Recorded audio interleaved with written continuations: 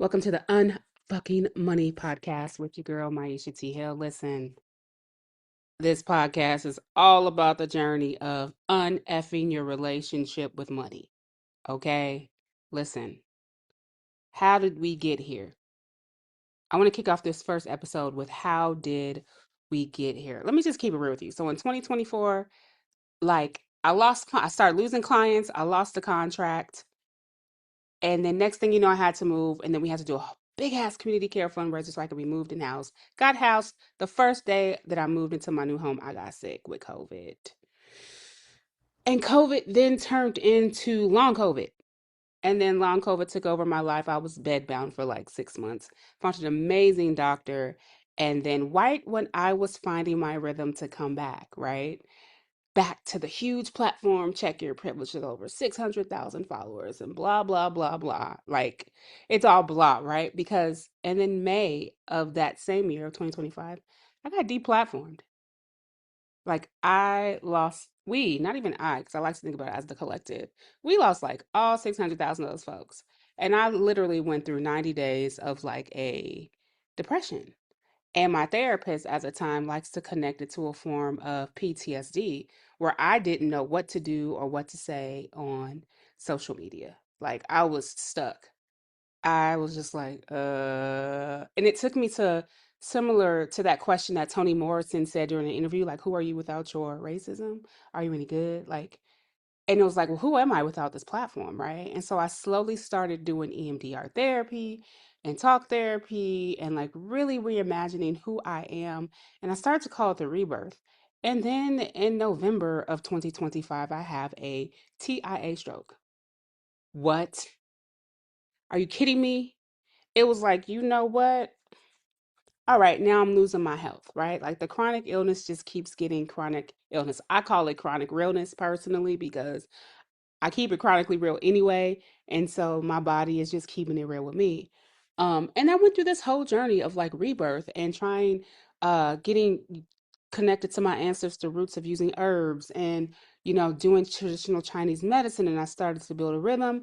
And then, as y'all know, I blacked out driving, and that's okay. It's like okay, all these signs, right? All these signs, and in the midst of all of this, like I'm still like actively recruiting support for my health, like living through community care, fundraising, and then also still teaching. And one of my favorite courses I taught right after my stroke, like 6 to 8 weeks later, was money mindset and mutual aid. And I taught that because when I'm working with white folks on liberation journeys, I'm noticing that they get what I call the white freeze phase, where their internal clock just shuts down and they just get interrupted. Their nervous system just dysregulates. And so I was like, I'm learning something in this, right? And so I was teaching I taught a 4 week money mindset and mutual aid. And then it turned into me teaching it like once a month. And then I took a pause because Joy is the Revolution was born, right? And in the midst of being in the RV with my family, traveling the country, meeting people all across the Midwest, right? Like I was like, oh, let me teach money mindset mutual aid again. And so many people were getting so much out of that class where I was able to help them understand the mindset that they need to know to help them understand mutual aid practices and the importance of money and seeing money as energy, money as a life source, and understanding that sometimes when we feel stuck, it's because we're not making personal moves, but then we're not circulating or moving the money in a rhythm, right? And I just want to pause here because even after doing Joy is the Revolution, in the middle of Joy is the Revolution, I got into anaphylactic shock over some food that I ate because I got more diagnosis of like PMDD, mast cell activation syndrome, and hypermobile spectrum disorder. Listen, my body wasn't working, my money was all over the place. And then I just finally had to stop and sit back.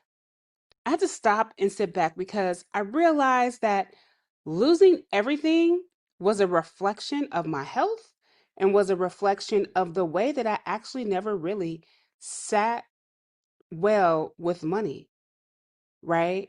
And I'm going to talk a little bit more about that later. And so when I was sitting here the other day crying to my mother and then walking in the bank and crying, I was like, I just heard it. Girl, just unfuck your money. And I'm like, what do you mean unfuck what? Unfuck my money. What do you mean? Girl, be vulnerable. That's what you know how to do. Be vulnerable and tell the people about, listen, just like you're healing your body, just like you're discovering who you are, right? In this immense amount of loss. Unfuck your health, unfuck your relationships, and unfuck your money. And for me, I was like, ooh, this is good because it's not about me being a financial guru. It's not about shame. And it's not about y'all. I'm like, oh my God, Maisha, this is one more great. No, it's all interconnected. Because if I can unfuck my money and help you unfuck your money in collective community, guess what? We're building better pathways to be in liberatory work together. Because when I can give from overflow and not the scarcity, living with chronic realness, there's more abundance that we can all have as collective. And so, who is Unfuck Your Money, the podcast, and even the challenge for? It is for anyone who was either never taught about money, who has mismanaged money. If you're like me and you're rebuilding from ground zero, if you flinch at your banking app, if you got hella subscriptions and you're just like, where's all my money going? You're using DoorDash a little too much. Listen here, I've done it all. But I'm in the middle of my relationship with money. And had it not been for me teaching money and mutual aid or money mindset and mutual aid and a member of the Heal Your Way Forward Collective doing a monthly budgeting class, I would still probably be on the hamster wheel of like overworking and working hard and trying to make ends meet and not even looking at my bank account and just giving money away. It's a whole thing, y'all. And so let's keep talking about it a little bit. So getting sick changed my relationship about money because there, for a time before I was hired at Heal Your Way Forward, I had to cash pay for all my medication. And so for every time I would get sick, I'd have to pay for some medicine, right? Before I had health insurance. And so getting sick made me realize like, okay, girl, you're not really resting. You are wearing this strong black woman facade and enough is enough, right? Being sick helped me realize like actually rest is the calling in of the money that I need to live peacefully, right? Being sick helped me realize that money is energy and that it shows up. I remember telling someone in my life that my life is a miracle because every day money just shows up. And it was times when I was the sickest. And yeah, we could say people knew I was sick and they were putting out my mutual aid or now my reparations fund link and they were making sure like sending random DoorDash like it, but it was showing up. You get what I'm saying? Being sick, things were still showing up for me. And so in my moments of sickness, right, I was able to see that like even at rest, right? Money is still cycling. Even at rest, you're able to pay your rent. Even at rest, you're still loved and supported. Even at rest. You know what I mean? And so having this chronic realness, I'm able to sit back and be like, you know what? Money truly is energy.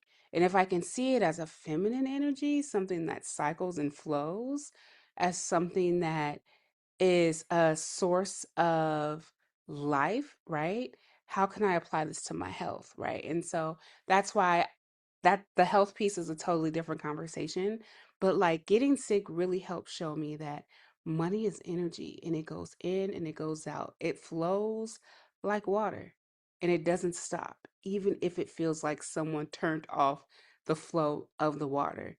You just have to slow down and sit down and rest, right? And like then, like I have to ask myself and maybe help you realize like what did being deplatformed and losing everything actually feel like day to day, right? Like that moment I told you after the stroke and teaching a little bit, next thing you know, I'm deplatformed, right? It felt like,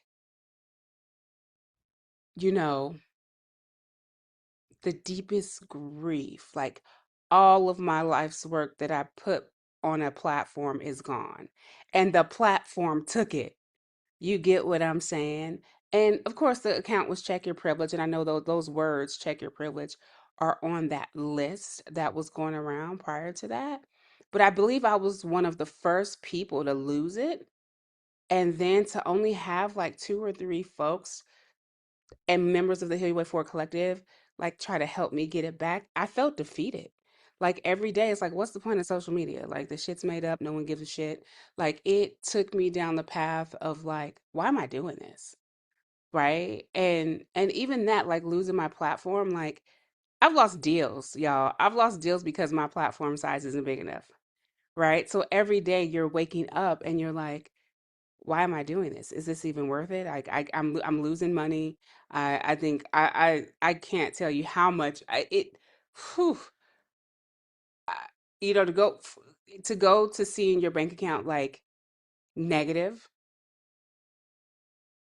$500, and then there were the moments in your career where your bank account was just full and completely full. To go and see like you go through your savings, like there's just nothing left.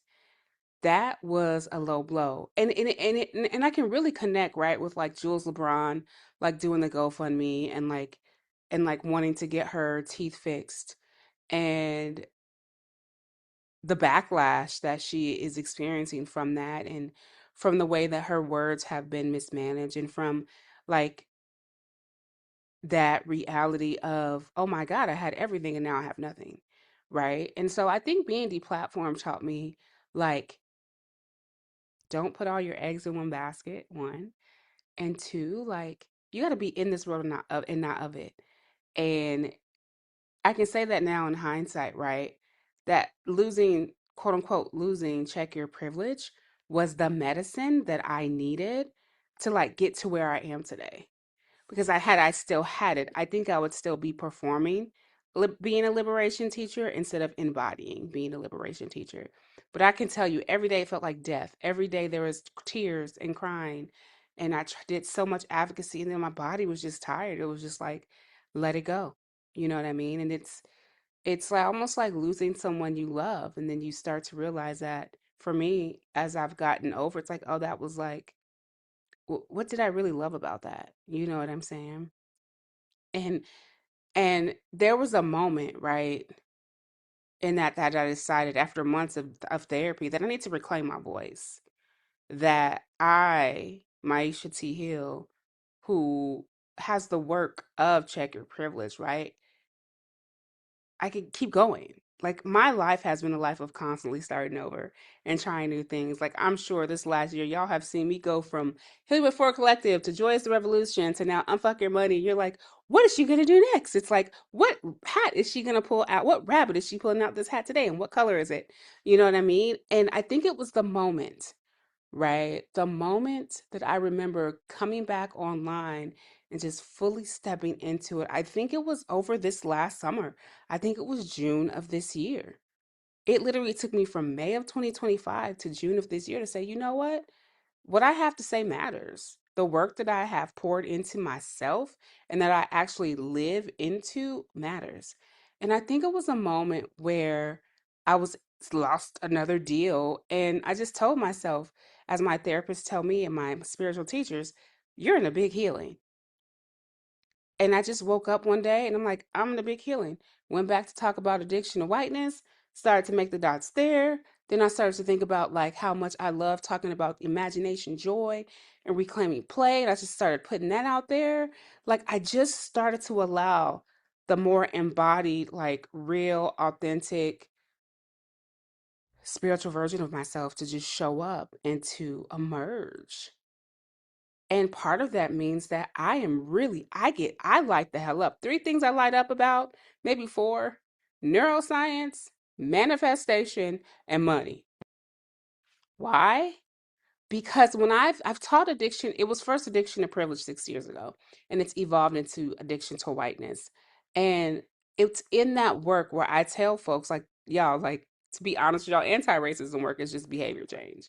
And behavior change is connected to neuroscience. It's specifically neuroplasticity. And neuroplasticity is your ability to change a behavior based on making a different choice consistently, right?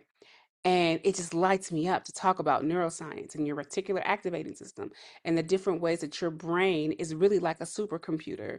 And then manifestation, because literally my life is a miracle and every day I'm manifesting my life. But then the money piece is when I started to teach money and mutual aid, and you can see people's faces light up when they start to realize the reason why they get so caught up in the mutual aid piece is that they're not even taking care of themselves. Because I often teach you can't give mutual aid from what you don't have. You get what I'm saying? You cannot give from what you don't have. And it was that moment of coming back to myself and remembering, you know what I'm saying? Remembering that, like, you teach addiction to whiteness and recovery. You teach neuroscience of liberation. You teach like capacities of liberation. Like all of this is then connected, but money is also a central piece to liberation. And it just lit me up. And I decided 4 days ago after crying with my mother and crying at the bank, I'm going to do this unfuck your money thing. I don't care if it's just something I do for the next 9 months to a year. I don't know what's going to happen with it. But I told myself, you know what? Let's do it. And so then it's like, okay, you're going to teach this thing, right? But what's the difference between money mindset and mutual aid and unfucking your money? It's all interconnected. As I am teaching in real time this and watching people's reaction, and then looking at my relationship with money, and then going to the mutual aid budgeting peer group and the Hear Your Way Forward collective, so much has come alive for me because for the first time, y'all, for the first time in 2 years, all of my utilities are paid on time. Why? Because a class I taught 6 to 9 months ago and a support group that still runs from that class 6 to 9 months ago, I sat there and I went through all my subscriptions 1 month, and I realized that's why my utilities aren't paid in time. And I got rid of a whole bunch of shit. I got rid of so much, right? And I was able to be like, nope, nope, liability, liability, liability, liability, because I was in peer connection and I was able to do my work in collective community with our peers at the Heal Your Way Forward Collective. You know what I'm saying? And so I love to teach both because if you're in the work of liberation, we talk a lot about mutual aid and we're living in conditions where we need to support each other. However, if we don't have some form of a budget, if we don't know where our money is going, we could just be throwing money at anything. And so if the goal is to divest from billionaires, this is the perfect practice, right? Of unfucking our money, right? And so when I think about like who unfuck your money is for, it's for anybody. Like literally anyone can take this. Seriously. If someone had this when prior to my moment of fame, I would have signed up for it. I would have found the $21 to sign up for it because I would have wanted to see what it feels like to talk about money and to think about what I can allocate. I remember being on welfare, Section 8, and food stamps. And I remember having to live within a certain means to make sure that utilities were paid on time. I had food stamps so my food were covered. I know what it's like to not have to really depend on the government for care and what's at risk when you're not honest with the government for care. You know what I'm saying? And so this idea of unfucking money is for all of us that maybe we do know where our money is going. Maybe we're afraid of mutual aid. This is for the person who's just like, I am scared to even look at my bank account. This is for the person who's like, yeah, I just blew all my money on DoorDash and I have nothing left. This is for the person who may be married and maybe in a great committed relationship and maybe realizing that you get to the end of the month and y'all are at negative $120 and you're trying to figure out why. This is for anybody who wants to liberate their relationship with money. And so this is what it means for me to go out boldly and say, let's unfuck our money together. And so here's the thing I want y'all to try this week. This week, I want you to name one money feeling that you're avoiding. Just name it. Name one money feeling that you're avoiding. So for me, it was fear. I was avoiding the fear of money. Can you do that for me this week? Even leave a comment. Let me know what resonates. But hey, friends, closing off this week and signing off, I want you to come and unfuck your money with me. The 21-day challenge starts September 7th. I'll put the link in the notes. It's also in the email and it's also on my Substack. I'm so grateful that you took the time to listen to this podcast of Unfucking Money, and I look forward to doing more deep work with you over the next, who knows, infinity and beyond. All right, y'all. Thanks for tuning in to Unfucking Your Money, and I will check in with you soon. Peace.